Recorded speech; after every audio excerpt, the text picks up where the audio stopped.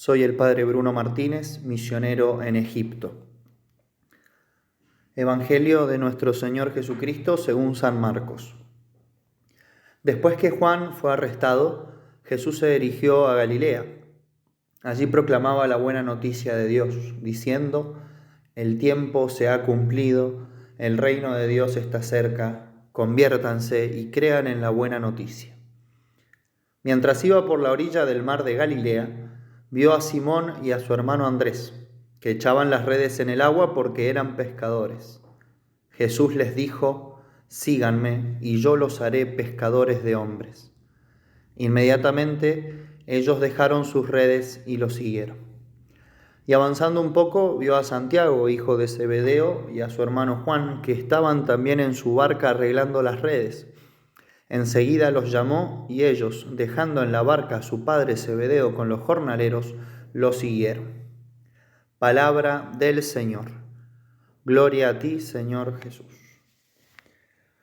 Comenzamos lo que la Iglesia llama el tiempo ordinario, el tiempo común.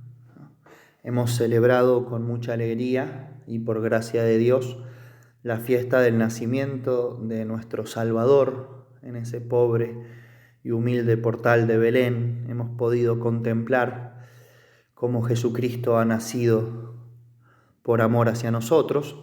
Y ahora el Evangelio nos presenta los primeros pasajes del Evangelio de San Marcos. Nuestro Señor llama a sus primeros discípulos, pasa por la orilla del mar de Galilea, ve a Simón y a Andrés que estaban pescando y los llama a ser pescadores de hombres. Luego avanza un poco más, ve a Santiago y a Juan y también los llama. Lo que quisiera resaltar, y es solamente una de las cosas que podríamos meditar de este hermoso evangelio, es la respuesta que dan estos pescadores.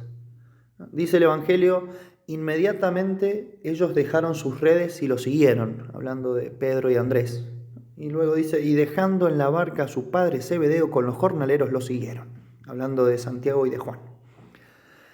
En estas respuestas vemos algo común, y es la prontitud y firmeza en cumplir la voluntad de Dios. Ciertamente, ellos fueron cautivados por nuestro Señor Jesucristo. Podemos incluso pensar y contemplar esta escena con muchísimo fruto. Nuestro Señor llegando, les habla, los ve, ¿no? Les habla, los llama. Ese contacto con Jesucristo, cuando es verdadero y sincero, siempre cautiva, ¿no? Y si nosotros tenemos un contacto verdadero con Jesucristo, un contacto sincero con nuestro Señor Jesucristo, somos cautivados por Él. Pero la respuesta de los discípulos es muy edificante también. Sin dejar pasar un minuto, sin dar vueltas, sin poner peros, siguieron a Jesucristo. Y debemos ver en nuestra vida cómo es mi respuesta al llamado de Cristo. ¿Cómo es mi respuesta a cumplir la voluntad de Dios? Dios me habla.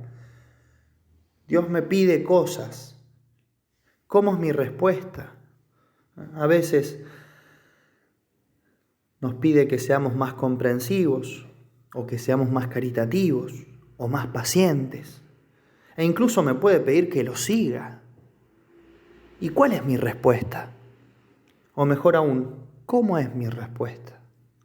¿Es pronta y sin dilaciones? ¿O doy vueltas y vueltas? ¿Cómo es mi respuesta a la voluntad de Dios?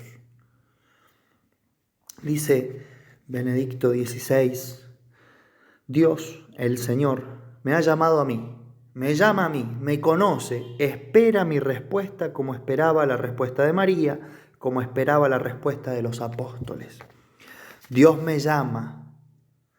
Este hecho debería impulsarnos a estar atentos a la voz de Dios, atentos a su palabra, a su llamada, a mí, a fin de responder, a fin de realizar esta parte de la historia de la salvación para la que me ha llamado a mí. Tenemos entonces que estar atentos a cumplir la voluntad de Dios. Jesús nos habla, se acerca como se nos acerca a nosotros, como se acercó a esos pescadores que estaban haciendo su trabajo.